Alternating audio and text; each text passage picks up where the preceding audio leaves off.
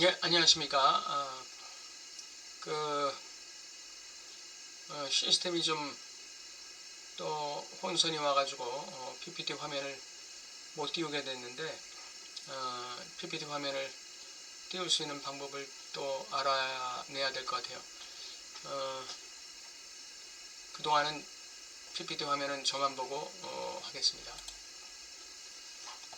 오늘은 현실을 유지하는 이데올로기적 환상, 그리고 실제와의 조우 같은 제목으로 말씀드리겠습니다. 우리의 내적 운명은, 이것은 이 제목은 원래 이데올로기의 숭고한 대상 책에서는 알티세르의 비판과 카프카 이와 같은 제목으로 나와 있습니다. 예, 지문을 들어가겠습니다. 우리의 내적 운명은, 즉 우리의 믿음은 이미 외면적인 의례 속에 물질화되어 있습니다. 우리의 내적 운명이라는 걸 우리의 믿음이라고 또 다시 표현했어요. 이것이 외면적인 의례 속에 무조건적으로 물질화되어 있다, 이렇게 되어 있습니다. 예속되어 있다는 얘기죠. 즉 상징적 기계, 자동운동, 외면성에 잡혀있다. 외면성. 그러니까 이데올로기의 그 논리 안에 잡혀있다, 이런 얘기죠. 믿음은 죽은 문자, 이해되지 않은 문자에 대한 복종이다. 그 문자를 이해하지 못하는 상황에서 우리는 그 문자에 대한 복종을 하고 있다는 거예요. 그게 믿음이라는 것입니다. 알티세르는 이데올로기의 상징적 기계를 의미와 진리의 이데올로기적 체험으로 내면화시키는 호명 과정에 대해서만 얘기한다. 그러니까 이데올로기의 상징적 기계에는 의미와 진리가 있다는 것이죠. 의미와 진리가 있다는 거예요. 그래서 그 의미와 진리를 주체가 내면화시켜서 이데올로기의 호명에 응답한다는 것이죠. 그러나 파스칼은 이데올로기에는 항상 무분별함과 트라우마적 비합리성의 오점과 잔여물이 달라붙어 있고, 이러한 잔여물은 이데올로기적 명령에 대한 주체의 완전한 복종을 방해하기는커녕 오히려 그것을 가능하게 한다. 알티세르는 이데올로기의 이러한 잉여에 대해서 얘기하나요? 얘기하지 않죠. 오점이나 잔여물, 이거에 대해서 얘기하지 않죠. 이데올로기의 상징적 기계에는 의미와 진리가 있다, 이렇게 얘기하죠. 그러나 카프카는 어떻게 얘기하냐면 이데올로기에는 트라우마적 비합리성의 오점과 잔여물이 있다는 거예요. 그리고 그 오점과 잔여물이라는 것은 이데올로기적 명령에 대한 복종을 방해하기는커녕 오히려 그것을 가능하게 하는 조건이다, 이렇게 얘기했습니다.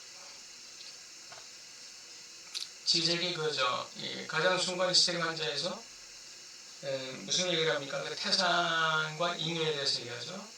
돌멩이 하나. 태산은 돌멩이 하나에 의해서 유지된다는 것이죠. 이러한 이데올로기의 오점과 잔여 그 자체가 이데올로기를 유지시키고 이데올로기에 대한 믿음을 가능하게 하는 조건이다, 이렇게 얘기합니다. 법에 무조건적인 권위를 부여하는 것은 바로 이 몰상식한 트라우마에 통합되지 않는 이유다. 즉 이데올로기적 의미를 벗어나고 있다는 한에서 이데올로기의 향유라 부를 수 있는 것, 즉 의미 속의 쾌락을 지탱하는 것이 바로 의미이다. 이데올로기의 향유는 어디에 있느냐? 논리에 있는 것이 아니라 그 이면의 오점과 미끄러지는 잔여물, 여기에 쥐상스가 있는 것이죠. 향유가 있는 것입니다. 우리 개인 주체에게서도 향유가 있는 것은 내가 현상적인 현실적인 자기 진술에서 향유가 있다기보다는 내 통합되지 않은 나의 몰상식함, 나의 어떤 통합되지 않은 오점, 이런 것이 잉여, 찌꺼기, 이런 것이 나를 구성하는 조건인 동시에 나를 유지하는 어떤 무대인 동시에 나의 향유라고 할 수 있는 것이죠. 이러한 이데올로기적 향유에 대해서 카프카는 기계와 그것의 내면화 사이의 간극에 바로 비이성적 관료제, 즉 국가장치가 있다, 이렇게 얘기했습니다. 피상적으로 접근해보면 카프카 소설의 출발점은 바로 호명이다. 카프카적 주체는 신비로운 관료제 실체에 의해 호명된다. 그것은 동일한 주체화가 없는 호명입니다. 알투세르의 그 호명은 동일한 주체화가 있는 호명이죠. 카프카의 이데올로기 호명은 그 이데올로기와의 동일화, 이데올로기와의 주체화가 없는 호명입니다. 그것은 무조건적인 호명이고 무조건적인 믿음으로의 호명이죠. 그것은 우리에게 동일화할 만한 대의를 제공하지 않아요. 대의가 없어요. 알투세르에 있어서는 의미와 진리가 있었다고 했잖아요. 그게 대의란 말이죠. 근데 카프카에게는 그러한 이 동일화를 제공할 만한 그 대의가 없어요.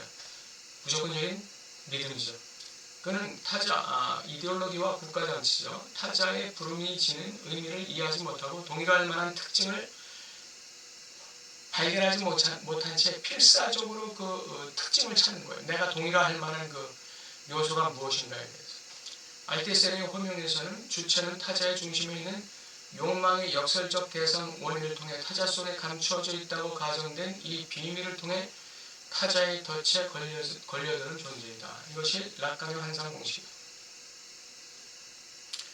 알투세르의 호명은 타자에 대한 동일시를 전제로 해서 이루어지는 호명이죠. 거기에 대한 응답이죠. 이게 락강의 환상 공식과 비슷하다는 거예요. 락강의 환상 공식은 뭐죠? 결여된 주체가 대타자의 욕망의 대상을 갖다가 지향한다는 것이죠. 비슷하죠. 대타자도 결여되어 있다는 것과 대타자는 뭔가를 욕망한다는 것, 그걸 갖다가 동일시하는 것이죠. 이 알투세르의 호명에 있어서도 타자의 중심에 있는 욕망의 원인인 이 A, 대상 A가 타자 속에 감춰져 있다고 가정된 이 비밀, 이 비밀을 동일시하는 것이죠.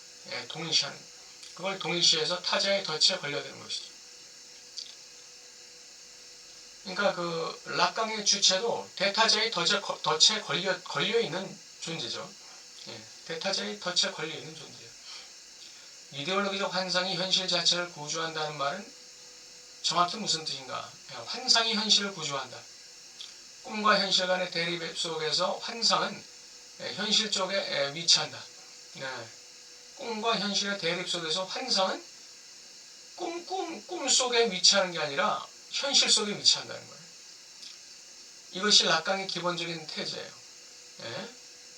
락강이 한때 말했던 것처럼 환상은 소위 현실이라는 것에 일관성을 부여하는 토대다. 그래서 환자는 분석가를 안다고 가정된 주체라고 환상하고 분석에 임하는 것이죠. 이 분석이라는 현실의 일관성을 부여하는 거예요. 환상이라는. 우리는 이 대상 A라는 어떤 그 환상, 대상 A가 나의 결여를 채워줄 것이라는 어떤 그 착각, 이것에 의해서 우리는 욕망을 추구하는 것이죠. 욕망 추구의 현실을 유지시키는 게 뭐냐? 대상 A에 대한 환상이죠. 락강의 세미나 11에 나오는 불타는 아이가 잠든 아빠의 팔을 붙잡고 말하는 게, 아빠, 제가 불타는 게 보이지 않으세요? 요거죠. 요거에 대해서 한번 보겠습니다. 여기서 이 현실이, 환상이 어떻게 현실을 유지하는가? 아버지는 외부 자극 때문에 깨어난 게 아닙니다. 그 아이의 목소리 때문에 깨어난 게 아니에요. 그가 꿈속에서 조우하게 되는 것은 바로 그의 욕망의 현실, 락강적 의미에서의 실제입니다. 꿈속에서 조우하게 되는 건 뭐죠? 그 아이가 왜 죽게 되었는가? 그 아이가 죽을 수밖에 없었던 그 사실에 대해서 아빠의 그 어떤 실수, 어떤 아빠의 이 잘못, 이것이 아빠에게 있어서는 실제죠. 무의식의 실제. 그 무의식의 실제를 만나게 만드는 게 외부 자극이죠. 외부 자극이 들어왔을 때 그 자극이 뭐예요? 불타는 현실과 그 불타는 현실 속에서 나온 아이가, 아버지 내가 불타는 게 보이지 않으세요라는 말, 그 목소리죠. 그것이 잠든 아버지로 하여금 자신의 실제를 만나게 하는 것이죠. 근데 그 실제의 만남, 그 조우, 그 투키가 너무 무서운 거예요. 너무 죄책감이 일어나는 것이죠. 그래서 아버지는 깨는 것이죠. 현실 속으로 깨는 거예요. 그런 의미에서 무의식적인 실제를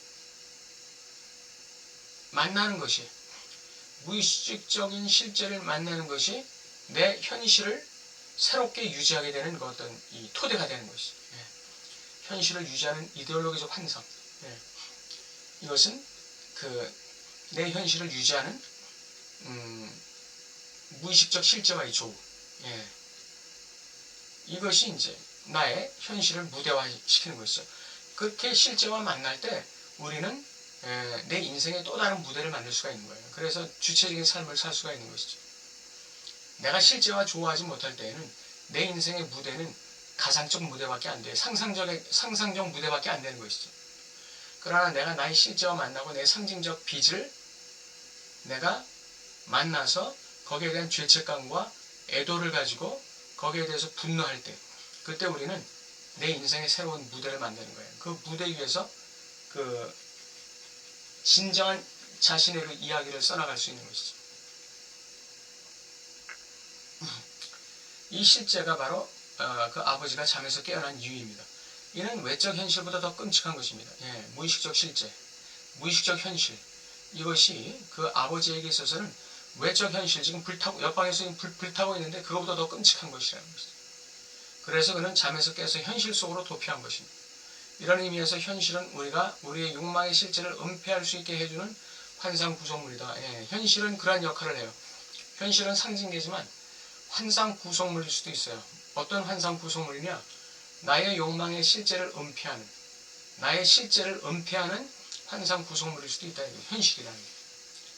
이데올로기도 우리 현실 자체의 토대로 기능하는 환상 구성물이다. 우리의 실제적이고 현실적인 사회관계들을 구성하는 환영은 실제적인 어떤 감당할 수 없는 불가능한 중액, 적대라고 개념화된 것, 상징화될 수 없는 트라우마적 사회 분열, 요거를 캐모플라지하는 것이죠.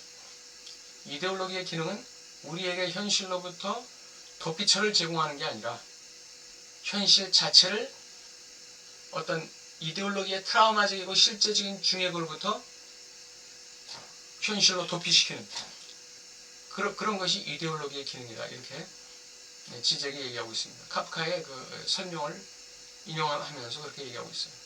예. 아까 이 꿈의 얘기가 나오면서 실제 중액에 대한 주체의 태도가 나왔죠. 그래서 뭐냐면 투케의 경험이 있어야 돼요. 실제를 만나는 경험, 나의 죄책감, 나의 수치심, 나의 억울함, 나의 무능함, 나의 무지함, 나의 무능력감, 이런 걸 만나야죠. 만나서 거기에서 애도해야 돼요. 실제에 대한 그 슬퍼함이 있어야 돼요. 나의 실제에 대한 슬퍼함이 있어야 돼요. 슬퍼하는 것 가지고는 이 행동 변화가 일어나지 않습니다. 거기에 대해서 내가 분노해야 돼요. 분노를 해야 내가 행동 변화가 일어납니다. 분노가 없을 때는 행동 변화가 일어나지 않아요. 이게 락강의 세미나 10에 나오는 내용입니다. 불안. 여기 나오는 얘기죠. 그래서 나의 실제를 만나고 거기에 대해서 애도하고 분노할 때 우리는 죽음 충동을 발현시키는 욕망의 주체로 등장하게 되는 것이죠. 네. 오늘 현실을 유지하는 이데올로기적 환상, 실제와의 조우, 이런 제목으로 살펴봤습니다. 네. 이걸 그 지문을 보시면서 해야 되는데 제가 지금 그걸 어떻게 해야 되는지 지금 잘 모르겠어요. 이게 또 바뀌어가지고. 네. 다음 시간에도 뵙도록 하겠습니다. 감사합니다.